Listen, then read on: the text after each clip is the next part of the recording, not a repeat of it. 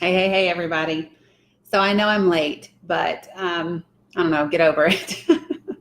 I've been working a lot today and needed to get some more tea before I dive into this tonight. I do have some interesting information that I want to talk about tonight. There are some things that that I'm not going to discuss, although I have some information, but there's a lot of stuff that I really want to get into. And hey, what's up, Tim? And, and one of the things that I think is really beneficial is to take a look at, what Alan Levine is saying. One of the things that we've heard a lot is, these plans that they have, but when you start to look at the plans, there's not a lot of detail in them. And so I wanted to take a look at some of this information. So hey, Alicia, hey, Roger, hey, Lori, hey, Daryl, hey, Julie, hey, Kim, hey, Athena, hey, Luann, I saw your newspaper article. Awesome job. So yeah, I want to take a look at a lot of this information. And here's what's so funny is because, God loved my heart. In doing research for tonight, I was like, wait a minute, because I'm on my desktop, not my laptop, and I ended up pulling up two different versions from the American Academy of Pediatrics. And so I'm going to share something with you that I thought was, amusing, but not really, like not really. So, hey, Crystal, hey, Lori, hey, Jamie, hey, Barbara, hi, Susan. Y'all doing all right tonight? I am so glad. So let me just say this. Kudos to you guys for staying engaged and not getting, I know that we've been doing these lives for like a month now. And although we don't do them every single night, we do them, quite a few times. Hey, Mindy, good to see you. Hey, Nastia. Hey, Tommy. Hey, Hera. Hey, Wayne. And so, I'm really encouraged by the fact that, you folks are staying engaged. You're staying on top of things. And, and you're not just getting complacent because we've had a few wins. It's important for everyone to understand that this is going to be a journey and that we have to stay fully committed, fully engaged, sharing, and getting involved. You know what I mean? Hey, Ketron. Hey, Jeff. How is everybody? Hey, Gail. Hey, Kitty. Hey, Christine. Okay, so I'm going to take a drink of my tea and then I'm going to dive right in, okay? Oh, Jamie, I'll still be doing 9 p.m. It'll just be about something else. But I got a feeling we're going to be doing this for a while. Thank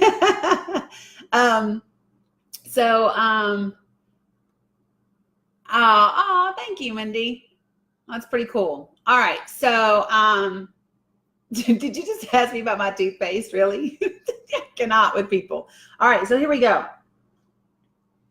All right. So I want to start with this letter. If you guys remember, Commissioner Dreyzener put a letter out on December the 13th. And in that letter to Ballad Health, he said, hey, Alan, we had received all 3 letters that you've sent us regarding the closing of the Holston Valley Level 3 NICU. And that information, we appreciate you sending it. However, it didn't really tell us much. What he said was the information contained was pretty general and lacked specificity, right? And so he said, listen, there's some things that we need to know. And he gave them 14 points. And he said, listen, we might expand this list as we get into this process, but until we receive all of this information, we won't even start the 90-day review process. And then he said something that was very, very important. He said, listen, please be advised, any action taken with regard to this request prior to receiving formal approval from the state health department will be considered a violation of the terms of certification. I'm telling you that because I'm reading this letter that Alan Levine sent to the health department and to Commissioner Dreyzener, and based on the verbiage that's contained within it, I'm wondering if he hasn't already done so. But then I also want to take a look at this information, and then let's talk about real life stuff, okay? So one of the first things that Alan Levine says is, I'm not going to read this whole letter to you guys, right? But one of the things that he says is that both teams will work together to meet the quality of care and provide educational requirements. The Northeast Regional Perinatal Center provides the following services. And he says education and training for registered nurses and respiratory therapists who desire to join the team. Here's my question. Who's providing that training? How long is that training? How extensive is that training?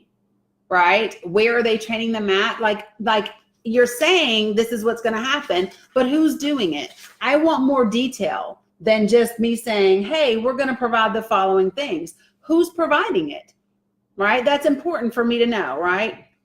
He goes on to say oversight of the quality improvement efforts for transport and any process improvement projects, coordination of transportation team meetings, maintenance of all regulatory requirements for both ground and air transport, and data collection and dissemination. So let's talk about transport for just a second when it comes to these NICU babies. So what we know is that Johnson City Medical Center has one, Amy, I am so glad you're on here. We're going to talk about that in a second. But so we're going to talk about, so we know that they can hold one helicopter, and we know that they have one dedicated ambulance. He talks about it in this paperwork, and he says, and he talks about the other. So for example, Washington County is who they contract with to transport in Washington County. Well, my question would be, is Washington County equipped to transport neonatal babies? Because, for example, hold on, y'all know I got to look at where I wrote all my stuff down at. Washington County, Tennessee has an infant mortality rate of 7.5, right? Well, so here's my thing, Kevin. If they already do it now, that means somebody's paying for it. But who's paying for it now?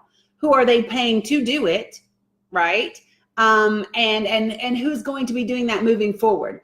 Because what you would be talking about, right? And I'm going to get into some of this in just a second, but I don't want to jump all over the place. But when we talk about transport, here's what we know: they have one dedicated ambulance for Niswonger, right? And if you have one, you are correct, Tim. I'm kind of like Matlock in that regard. But they have one dedicated ambulance for Niswonger, right? And even if you have, like, according to this letter, he said they have 6 respiratory nurses, respiratory therapists, and 6 RNs that are qualified to do ground and air transport. Well, here's my question. You only have one isolate. You only have one incubator. So I don't give a shit if you got 20 RNs and 20 respiratory therapists. You have one isolate, sir. And you were talking about doubling the number of NICU babies that you have if you close down Holston Valley. So you tell me, what are you going to do in that case? And if you're using backup services like Washington County and all of those folks, are they equipped? Are they going to spend money to get isolates? Are they going to spend money to get, or are you going to provide respiratory therapists and RNs to ride with them? And if so, are you going to have to get to them, then get to the baby, and then bring them back? Like, how is this going to work exactly? I'm a little confused. Okay, so hold on. Here we go. He also says, I just talked about the 6 nurses and 6 respiratory therapists, right? And he says that they must be able to perform advanced specific skills to newborns, including intubation, umbilical cord, arterial, and venous catheter placement, chest tube placement, radial arterial punctures. He's talking about all of these things that these folks have to be able to do. Now, I want you to just take that and file it back here in the back of your brain, because a little bit later in this letter, he's gonna ask you to believe. He's going to ask you to believe that telemedicine is going to be an adequate replacement for this type of stuff. That's what he's going to ask you to believe. So I just want you to remember that he told you there's this amazing staff of people that are trained to be able to do intubation, umbilical cord, arterial, and venous catheter placement, chest tube placement. Now, remember, we're talking about babies that are oftentimes 4 pounds, 5 pounds, right? Some cases 3 pounds or less. And remember, this is what's necessary to transport them, right? But he's going to expect you to believe that if you're at a hospital, if you're at a NICU that doesn't have people who are trained in this, that they're going to be able to stabilize this baby based on a hospital FaceTime and a rolling cart with some tools for you to use, even though you may have never intubated a baby, even though you may have never placed a chest tube in a baby, even though all of those things. He's asking you to believe that telemedicine is going to be the end all be all of this. So let's keep going. Okay, so here we go. Hold on. Right, Wayne. All right, so here we go. I'm going to keep going. So, and remember, I'm reading this letter. I'm reading this letter that he put out. It is for public access, and you can access it on the Tennessee State Health Department. If you are a mom, if you are planning on having a baby, if you have any interest in potential NICU and premature births, and because you all do know that our region has a higher rate of premature births than the rest of the state. You know what I mean? So think about these types of things that we're asking people to believe. And that's the deal. So, Amy, this is what we're saying is, what if you have the need for 2 NICU transports at the same time? You only have one isolate. And I want you all to remember that Holston Valley Medical Center had 268 NICU babies last year. Now, I will tell you this, I don't know the number yet. Somebody watching this live, feel free to send it to me. What I do know is that Indian Path Medical Center has somewhere around 700, 800 babies born every year. I would love to know how many of those babies have been transported to Holston Valley in the next year. Right, Carrie, I'm aware. Now, let me just tell you, Seasons pulled out, but it didn't have anything to do with the merger. It had to do with being able to reach an agreement on coverage and some other things. But right now, I want to really stick to this issue when we're talking about NICUs closing down Holston Valley and transport, okay? Now, here we go. And in this letter, he made sure to tell us that same miraculous story about transporting a child and, them getting there before the 1 hour away, the same crap he told us at the BMA meeting. He wanted to tell them that story again. I guess it's like the one success story that he has. So he wanted to repeat it in this letter, but we're going to keep going. Okay. I am reading Alan Levine's letter to Commissioner Dreyzener. Can you guys see that? Dated December 6th. And this is the 3rd letter related to Ballad Health's request to coordinate newborn services. What he should have said was to close the Holston Valley NICU. Okay. So we're going to keep going. All right. So listen. So then he says, the proposed consolidation of NICU services will create 2 specific changes related to transport services. The first, babies delivered at Holston Valley Medical Center that need high-level NICU services, I'm going to address that in a second, will now be transferred the short distance to Niswonger Children's Hospital. That's what he said. Now let's talk about what that distance is, because that distance is 24 miles. From Holston Valley to Niswonger is 24 miles. That is a 32-minute transport, assuming 26 isn't backed up, assuming there's no bad weather, assuming there are no issues. That's an additional 32 minutes. Have you all ever been on the way to the hospital? For all my EMS folks in here, how do you feel about transporting a neonatal high-risk baby an extra 32 minutes? That's the best case scenario in the back of your ambulances. How do you all feel about that? How do even the nurses feel about that? How do the respiratory therapists feel about that? How do you guys feel about that? The reason why that's important, remember how I said there was a little piece of this that, I keep finding the name Rusty Crowe coming up in things. So listen to me. In July of 2017,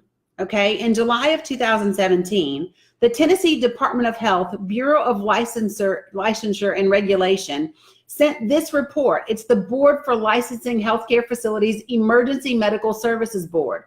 This is called COPEC, C-O, and then capital P-E-C.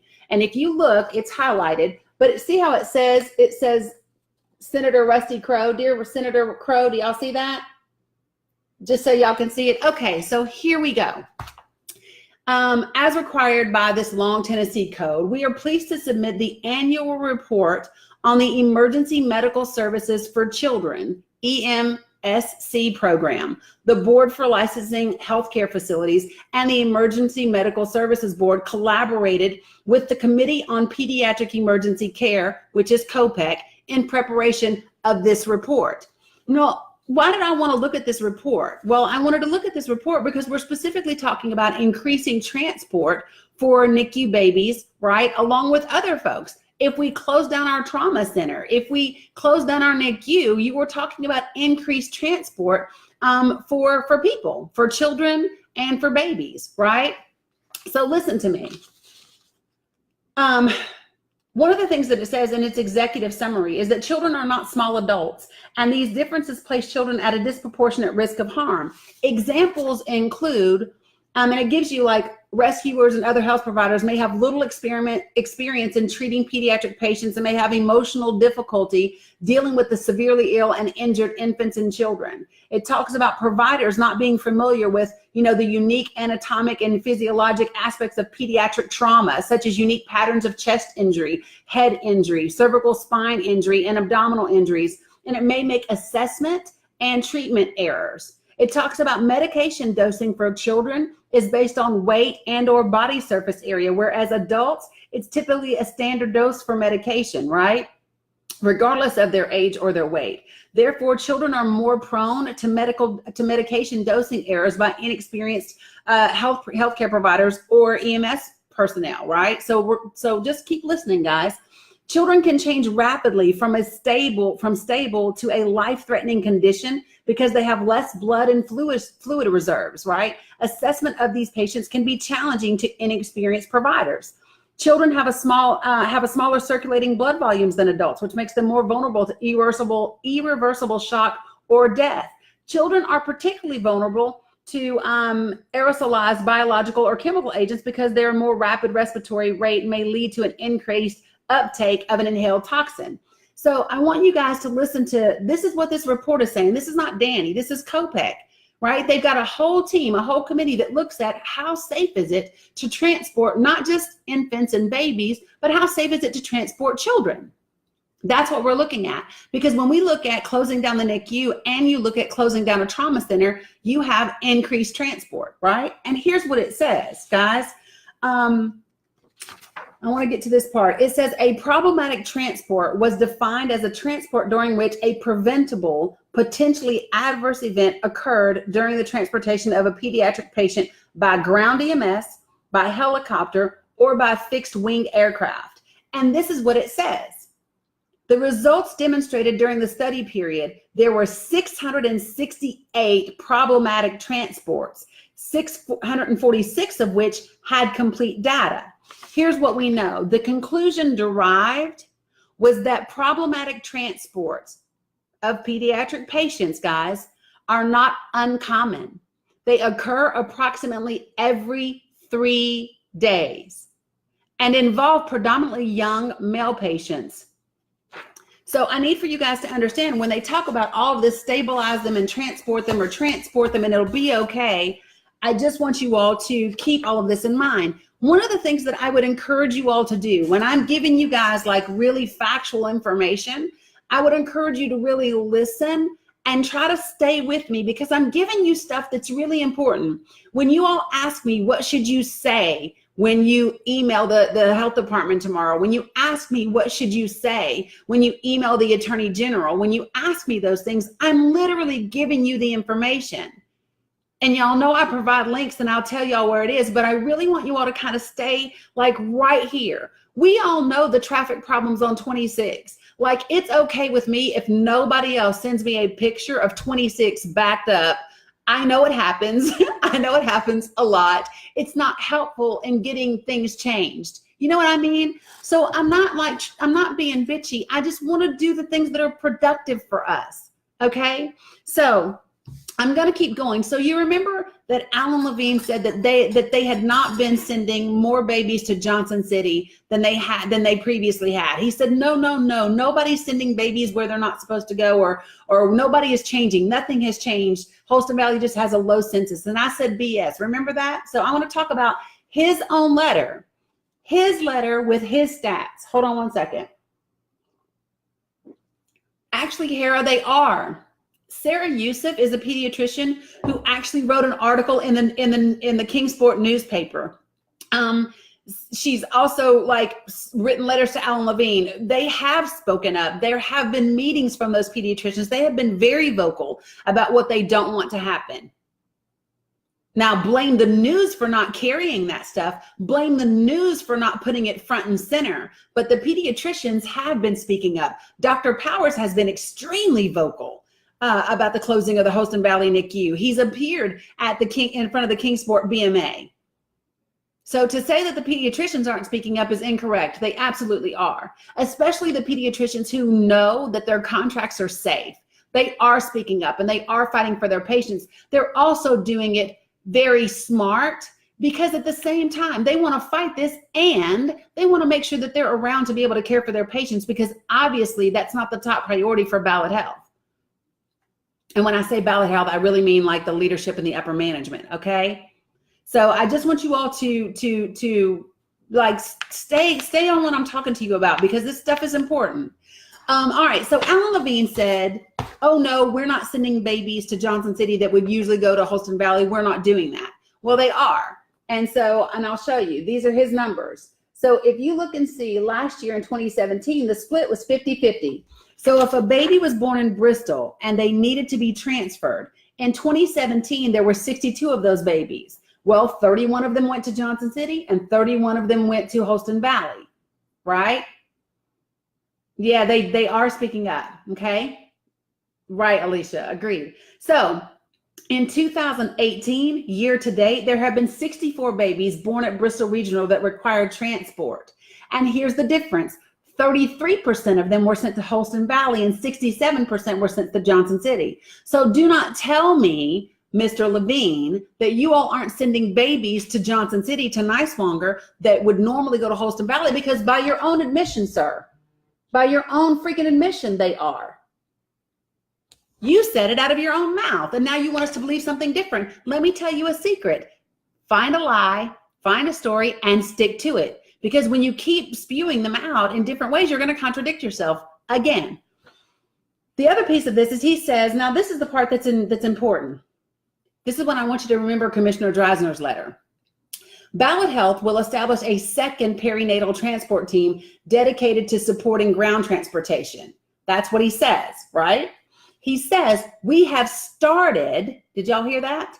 We have started work to integrate transport services in an effort to have the second transport team in place by March 2019. Now, hold on a second, because Commissioner Dreyzener said, if you take any action before we give you formal approval, that will be considered a violation of the terms of certification.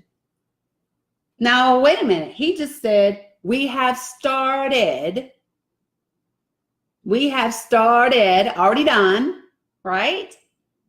So unless I'm misunderstanding, this is a clear violation. Page 3, Tim. It's a clear violation of the terms of certification, according to Commissioner Dreyzener, because that's what his letter said, right? So I'm going to keep going. Hold on. Then we've talked about weather, right? Here's what he says. Our geographic region occasionally faces weather conditions that may complicate transportation plans. And he says, to address transport needs during inclement weather, Ballad is reviewing its inclement weather policies for the perinatal transport teams to ensure that they are consistent with industry standards. And here's what he says. The Mayo Clinic inclement weather decision model, which is used at Monroe Correll Jr. Children's Hospital at Vanderbilt, is being used as the basis for the updated Ballad inclement weather guidelines. Well, sir, that's a mistake. And I'll tell you why that's a mistake. Mayo is in Minnesota. Okay? It's in Minnesota. And here's what's important about this. Okay? Here's what's really important.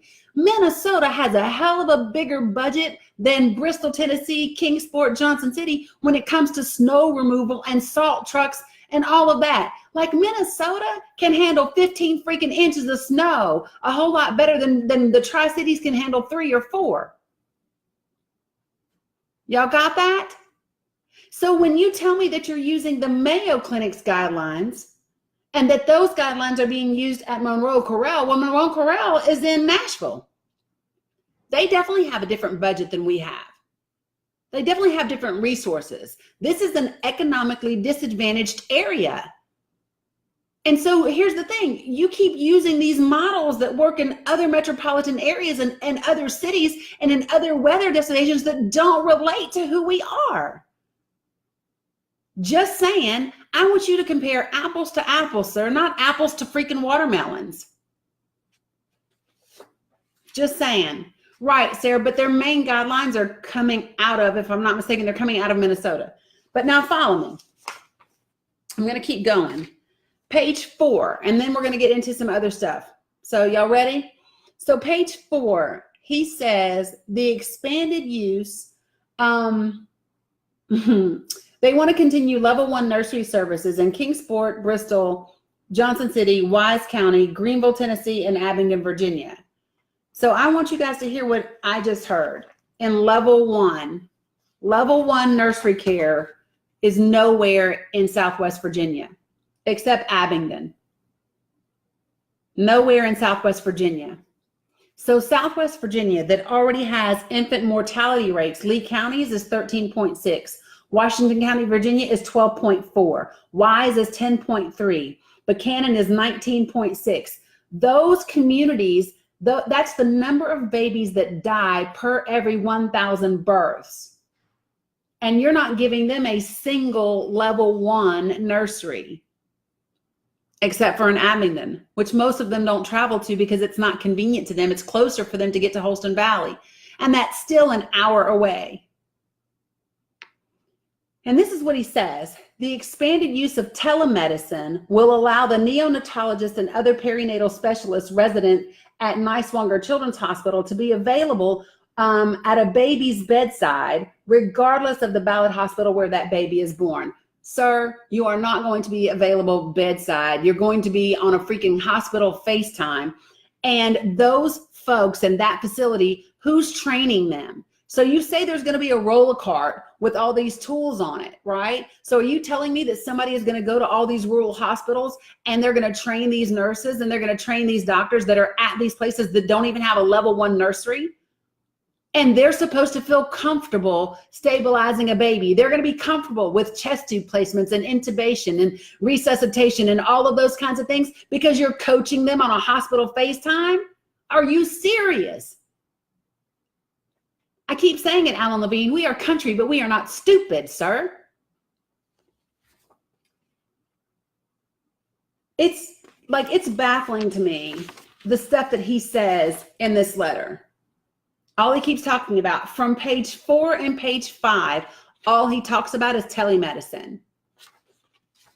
Now, he just told you in the beginning of this letter what these people have to be specialized and trained to be able to do. But then he wants you to believe that a freaking hospital FaceTime is going to solve the problem. I don't believe you, sir, because I can read. Now, the second thing that's important, let me tell you how much Alan Levine thinks that we're stupid. Because y'all know he keeps talking about this census, right? And he keeps talking about volume. And I'm going to read to you what he's been quoting, okay? Are you ready? Here's what he's been reading to you. Here's what he's been saying to you. He's been saying to you, he's been talking about very low birth weight babies, right? And then he talks about a census of 15. That has to be the daily census, okay?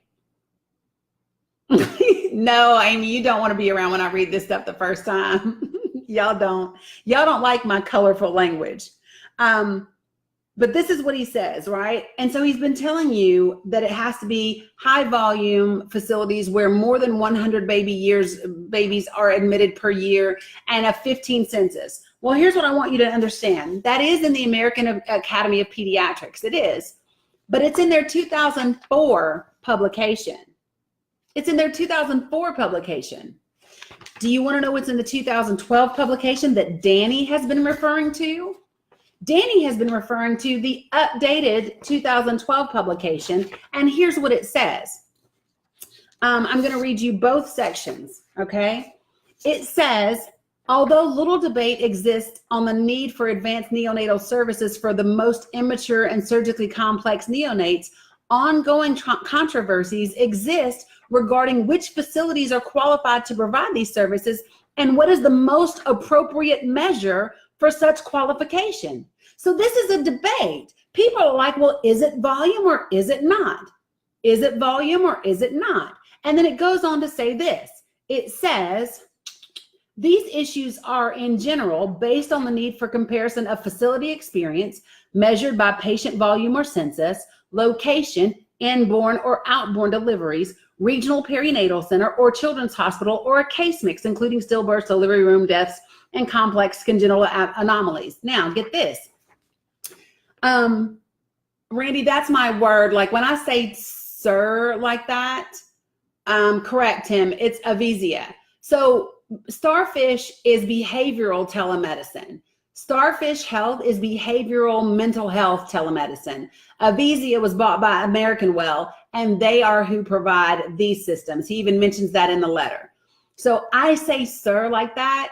Thank you, Tim. It's sarcasm. Yes, that's what it is. So, but listen, I'm going to keep going. This is the 2012 American Academy of Pediatrics.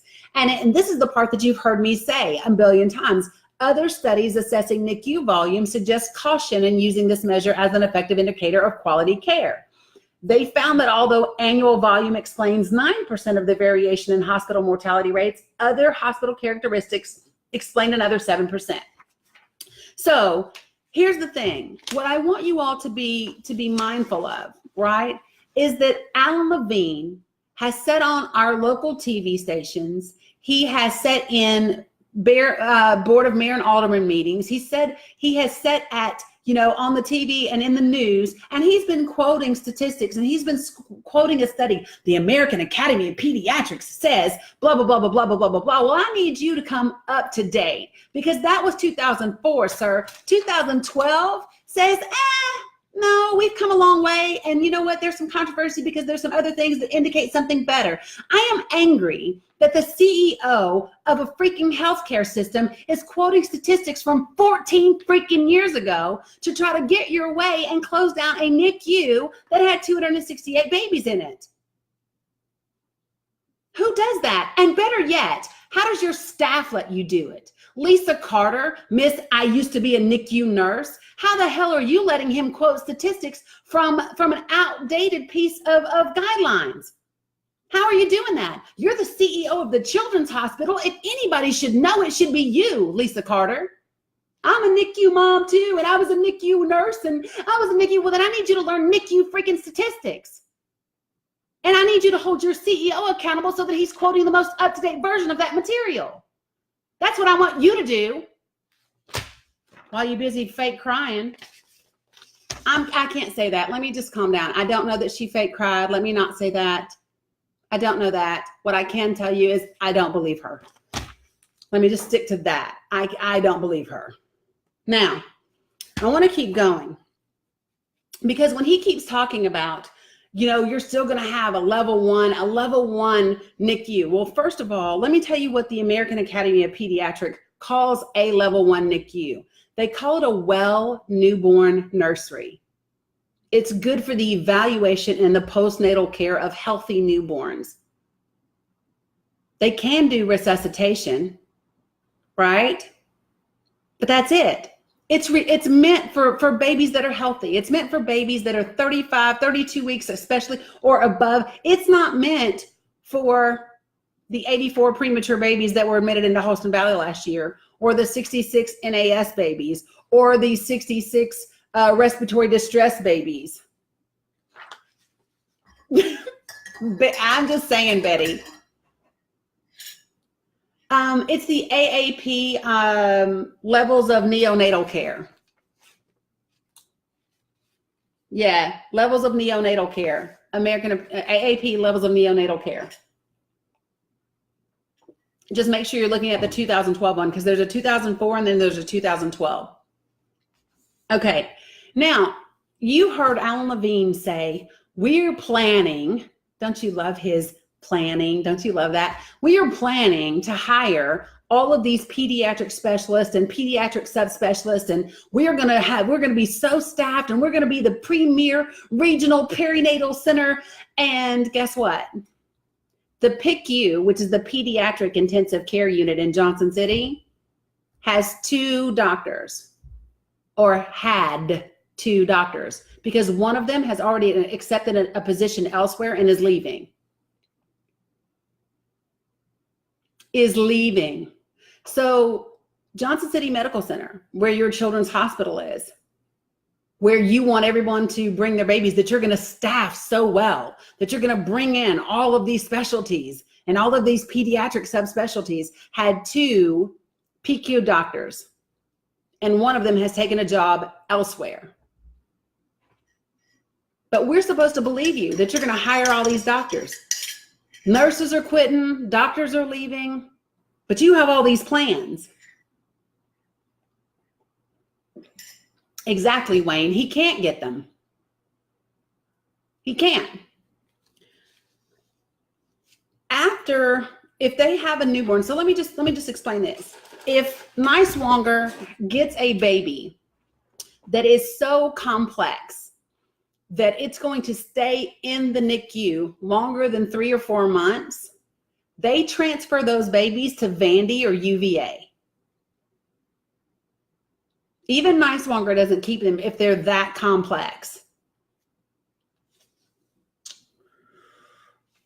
I'm reading some of the stuff that some of it I can give to you and some of it I can't.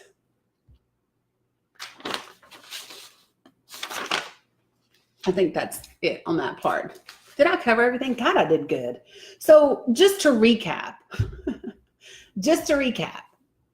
Senator Rusty Crowe sits on a committee where he gets a report from the Department of Health and this big committee that has teamed up to provide evaluations of transportation for pediatric and babies. And here's what they told us. They told us that every 3 days, babies have problems.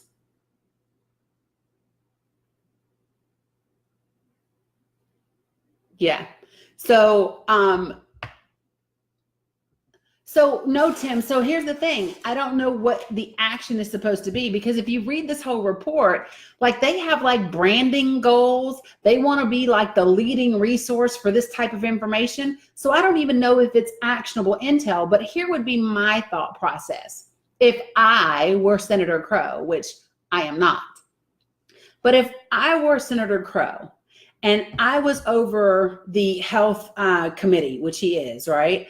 And I had access to this data. And this data said, hey, EMS transport of pediatric patients and newborns is problematic. And it's problematic for these reasons. And I was helping a healthcare company get a COPA that plan to close down a bunch of shit and rely on more and more transport and of pediatric patients and NICU patients, I might have to speak from my conscience and my morality and say, hey guys, I don't really think this is the best idea. Maybe we need to be looking at some other options. I might grab my cojones and speak up and say, hey, I am not willing to jeopardize the lives of our pediatric patients and our NICU babies for some extra dollars in my pocket. I'm not willing to do those things because I have information that says our EMS system is not qualified to handle these types of transport. I might speak up and say, hey, before we make any types of decisions about closing facilities or downgrading services and closing down level 1 traumas, I might have said, hey, as part of the COPA oversight, since I helped sponsor the legislation that required the COPA oversight, I might say, hey, part of that COPA oversight, part of the terms of certification says that you have to spend X amount of dollars on EMS transport. And that EMS transport has to have specialties in 2 areas, pediatrics and geriatrics. Since the largest part of our population is geriatric and it just keeps going that way, I would want to build up those services surrounding those folks, right? And then I would say, hey, here's the order in which these things have to be done. What you don't get to do is downgrade trauma services, close down NICUs, and then try to get with EMS and figure out how the hell you're going to handle it afterwards. No, see, if I were Rusty Crowe, I might actually think about the cost and the impact and the disadvantage to the public that doing things with the cart before the horse might cause. And I might step up and say, hey guys, I know that you put my wound equipment in your hospitals, and I know that I'm getting paid by you guys, and I know I like to rub elbows and hobnob and all that stuff, but you know what? People's lives are more important than this BS. So I'm going to have to speak up, and I'm going to have to say there's an order in which these things should be done. There's an order in which these things need to be done, and I'm going to require that you do them this way so that the lives of people are not negatively impacted. That would be what I would do if I were Senator Rusty Crowe, but I'm not, and he didn't. So there you go. So there you go. Now, I will tell you this.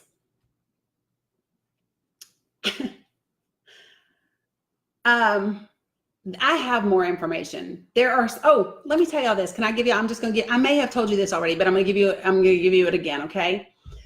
So, I asked, Jeff Ockerman, who is over the Tennessee State Department of Health. I asked him a question regarding employment. Okay. Yes, I'm going to talk about that too, Daryl. Thank you. Right. I know they do, Will. I know. But here's the thing. That's the part that we were talking about. They have one nurse and one respiratory therapist that go out on transports. I get that. They also have one isolate though, right? So when you talk about closing down Holston Valley's NICU and doubling the number of NICU babies, how do you do that? How do you do that if you only have 6 respiratory therapists and 6 RNs at Johnson City right now? And how do you do it with one isolate and one dedicated ambulance?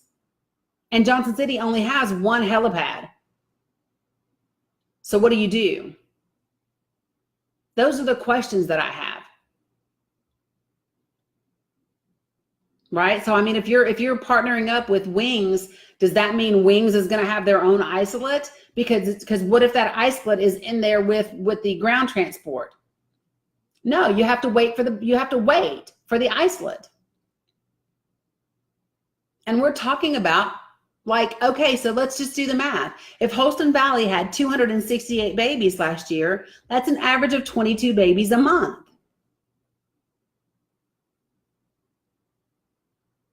That's almost a baby a day, right?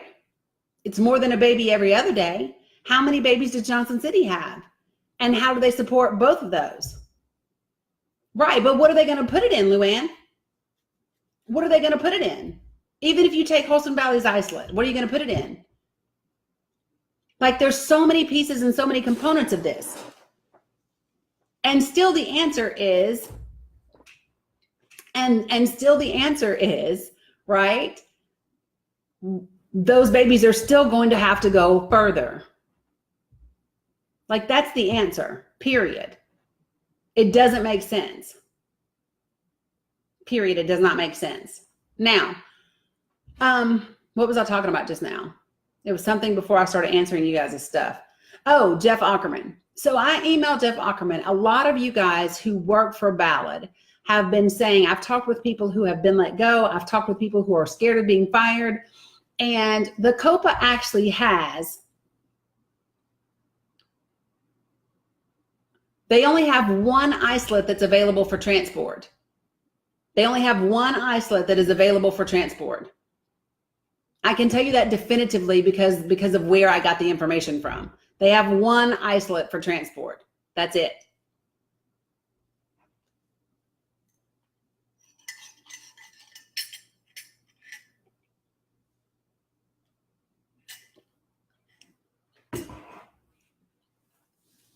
So here's what I want to say. What I asked him about was in the COPA, it specifically says that for the first 24 months after the COPA is issued, that no one can be terminated except for cause. Okay. So I emailed Jeff Ockerman and my question was, what is cause as defined by the state for this letter? right?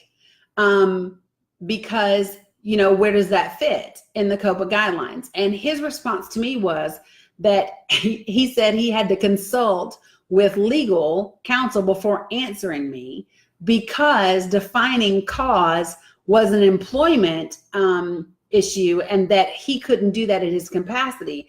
And I responded back today and I said, no, I'm not asking what cause is based on Tennessee employment law because Tennessee is an at-will state, right? So there is no like cause, it's at will. They don't got to have a cause. So what I asked him was, listen, the state of Tennessee put in this document that they could not fire anyone except for cause. So what did the state interpret cause to mean? What did the state outline and define cause to mean? Because if you don't have cause defined, then how do you know if they're violating it? If you say, hey, you can't fire anybody except for cause, well, don't you have cause defined? Don't you know what cause is? Because if you don't have it defined, how do you know if they're violating it or not? So I have yet to get a response on that note. The other thing that I have not gotten an update on is I also asked them about Allendale and the movement of that cancer center and the fact that it is a violation of the terms of certification. And his response to me in reference to that was that that their legal counsel was reviewing it and that they would advise them and he would get back to me. And the last thing that I'm going to tell you that I did, I know poor Jeff's probably like tired of me at this point, but I sent him an email today and this is what I asked. Where is it? There it is. All right. So I sent an email today. Hold on for a second. Let me pull it up so I can talk to you guys at the same time. Okay. So you ready? Here it goes. So I said, the letter is reference Freedom of Information Act request. And it says, Dear Jeff Ockerman, Judi Knecht, and any other appropriate parties. It's addressed to the Tennessee State Department of Health / the Attorney General. And it says, this is a request under the Freedom of Information Act. I request that the following information be provided to me. The number of non-salary union eligible nurses at each of the Ballad Health facilities. For example, the number of non-salary union eligible nurses at Holston Valley Medical Center, the same for Johnson City Medical Center, the same for Bristol Regional, etc., for all of Ballad's medical / clinical facilities. I am an individual seeking this information, and it is not for commercial use, as the COPA is meant to provide transparency to the public for its advantage, and SB 2048 has limited that function. I am requesting this information through the Freedom of Information Act. Thank you for your consideration of this request. So he always responds back to me, Randy. So Allendale, he can't respond on Allendale now because legal is reviewing it. So he has to wait until they tell him like what he can say now that they're reviewing it legally. But I did request this information from him under the Freedom of Information Act, and I'm waiting to get that. So let me explain to you a little bit why I want that information, okay? I want that information because we have close to 300 people who have filled out the union registration interest form.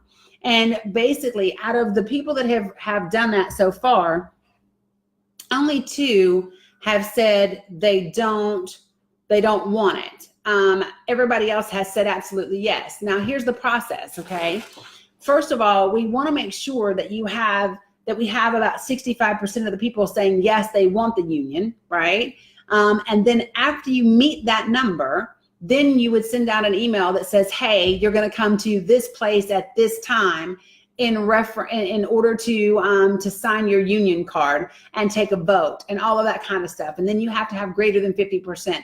So the reason we need to know how many people are employed, how many nurses are employed, in order to do this, we need to be able to judge, do we have, 65% and all of that stuff.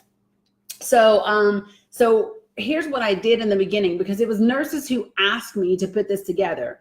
And then people started saying, well, what if I'm not a nurse, but I'm still clinical or medical or whatever? So I included on the form another field that says, what is your position? So that if you're not a nurse, I know that. So then the question becomes, is it going to be a nurses union or is it going to be a facility union, right? So is it going to be a Holston Valley union, a Bristol Regional Medical Unit, or is it going to be a nurses union for that specific facility or for Ballad Health? So those are the things that we have to get determined. So we're in the infancy stages of feeling this process out. Hold on, I will give you the address. So hold on. Oh, there it is. Okay, so I'm replying to you and I am putting the link there. Okay, so just to recap, guys, I wanted to make sure that you all had the up-to-date American Academy of Pediatrics information. I wanted to point out that Alan Levine is using statistics and guidelines from 14 years ago when he knows that there's updated information out there.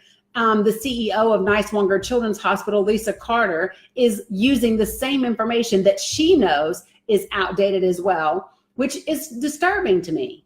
It's disturbing to me that people who have been in the medical profession, Lisa Carter is and was a NICU nurse, and you are willingly, knowingly using information that you know is outdated to justify closing down a NICU and putting babies in jeopardy. That's problematic for me.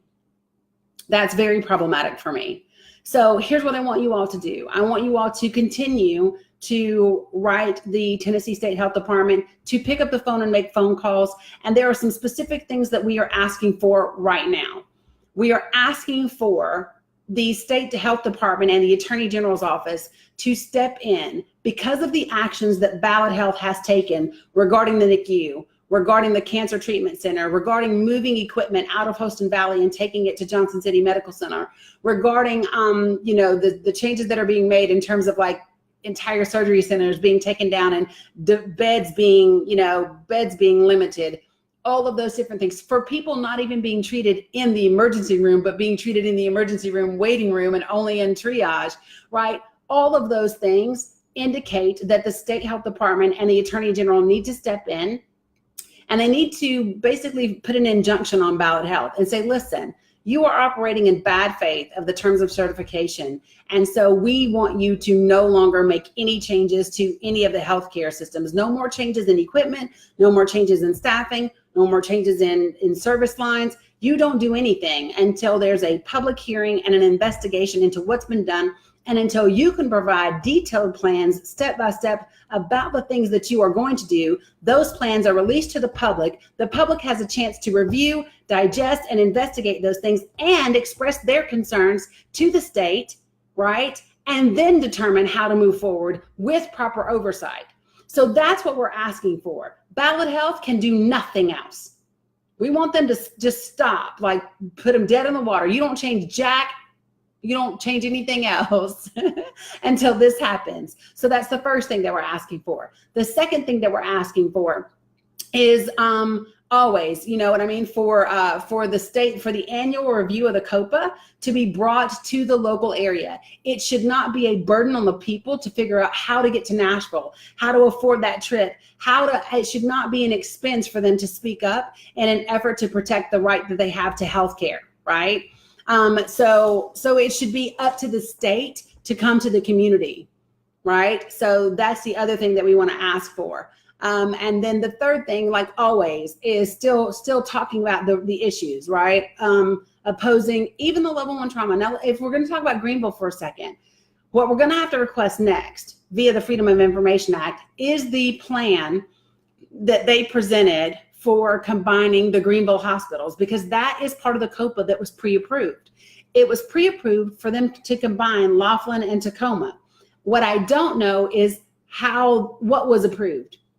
Like it just had like a sentence that it was approved for them to do that. Well, approve that, do it how? Like, what do you want to do? Here's what I see happening. I see Ballad Health stripping out certain communities or certain facilities and turning them into long-term care facilities, which they don't have a lot of right now. And I believe they're doing that in order to eliminate some of the other competition that they have in the area.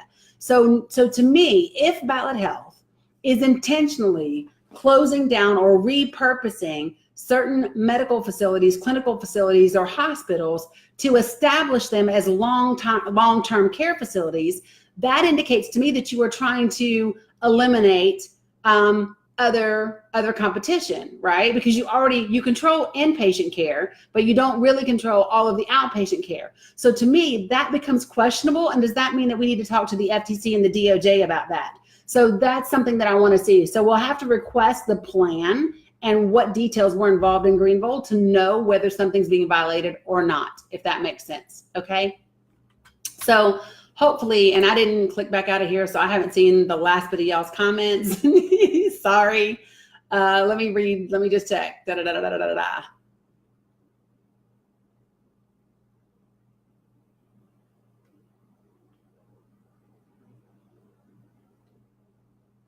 Okay. That's good to know, Zoe. Oh, I'm reading. Sorry, guys. I didn't click back out for a second to read these, so I'm going to catch up for just a second. Yeah, because they closed down blood assurance.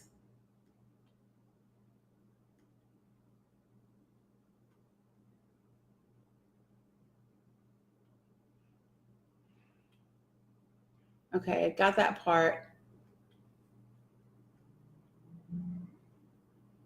Right, Wayne.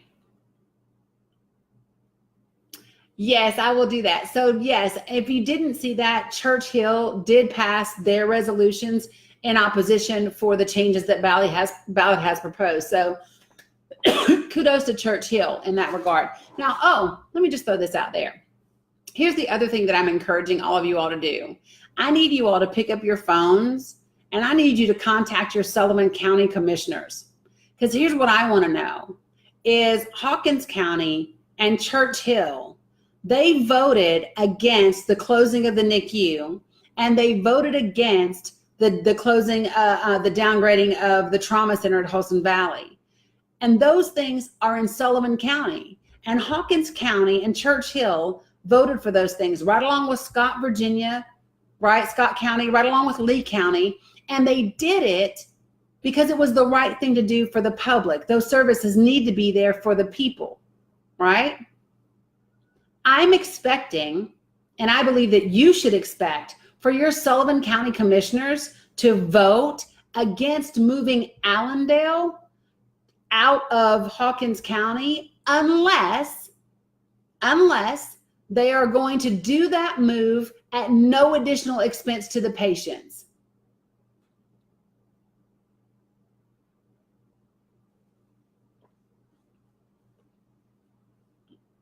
No, I don't, Debbie, but I would love to have it. I would love to have it. I don't have it, but I would love to have it. I try to be, Barbara.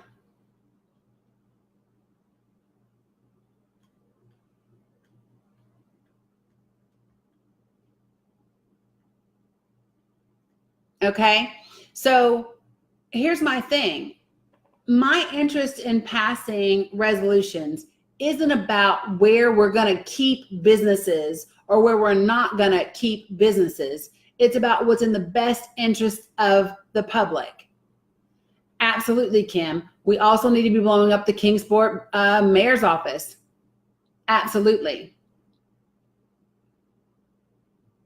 This is not about politics, folks, and where your businesses are going to be and what's bringing business to the area or any of that stuff. This is about the well-being of the people. Now, I understand that Ballad wants to get 340B pricing for Indian Path and move Allendale and all of that, right? But the reality is if you're going to do that, then you do it without facility fees. You do it without this prepay for radiology stuff that impacts people being able to get their PET scans and CAT scans.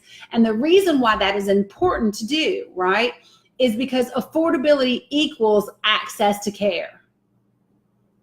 So I'm not concerned with the geographic move. I'm concerned with the financial increase and the burden that it will cost. No one should have to choose between chemotherapy treatment or Remicade and being able to buy their dinner.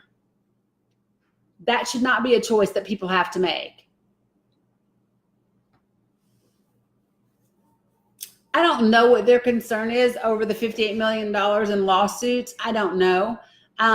You know, I mean, that was something that they inherited from Wellmont anyway. So I'm pretty sure that that was already planned for as a potential issue, period.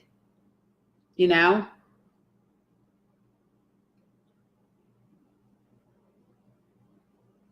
Now, I'm going to give you all this one piece and then I'm going to go because I got other work that I need to do. So December 29th at the Kingsport Farmers Market at 4:30 p.m., there will be the rally. Now, I actually created a different picture, the Rally for the Valley, with information on it. I'm encouraging you all to come out. We will be collecting more and more signatures for the petition. There is an online version. This is not just about Holston Valley, although it is about their level 1 trauma and their NICU. It's also about the Bristol Regional Medical Center Trauma Unit. It's also about Allendale. This is about standing up to Ballad Health and saying, hey, we're out here in full force. We're out here in large numbers, and we are out here to show you that this community is united. This community cares about our healthcare, and we demand that you do the right thing by us. So I am asking you all to demonstrate your commitment. Don't just be Facebook supporters. Don't just be Facebook, opposers. I need you to actually put on your damn coat, put on your boots, and come on out to the farmers market in Kingsport on December 29th. It's going to be indoors, but I need you guys to come out and show up. This is your community. This is your healthcare on the line. That's what needs to happen. So Kim, the main one is the one that Shannon Smith has put out. And what we're doing now is we're going to work with the other people that have them to have them combined. But hers has close to 19,000 signatures on it. So that's the one that, from what I understand, is the most. Awesome, Wayne. If Wayne can come from Knoxville, you guys can come.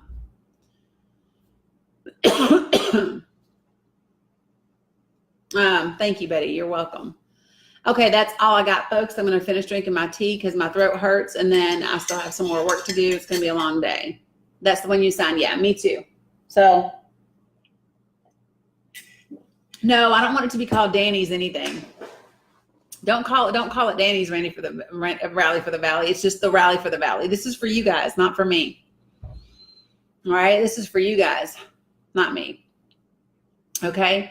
I appreciate you all very much. I will be putting contact information at the top of this live, just like I always do.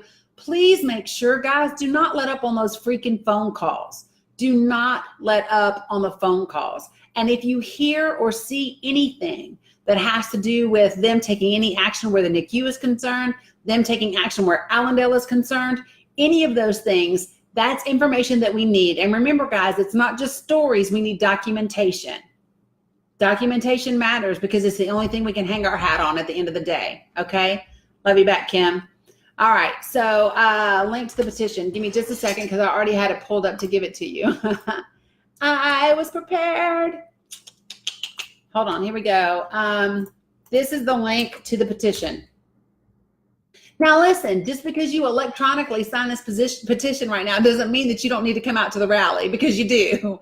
I need to physically see you in the building at the rally. Got to happen. I am sure, Kim, that we will need help. It's just now kind of getting all put together and all of that, but it's coming up pretty quickly. So 9 days until the rally. So I will get with you, though. And I'll get with the folks who are coordinating it and let you know what we need. Okay, that's all I got, guys. Appreciate you guys back. And I'm gonna go finish my tea. Y'all hear I still have my cough. So that's it. Be amazing, be light, be love. Peace.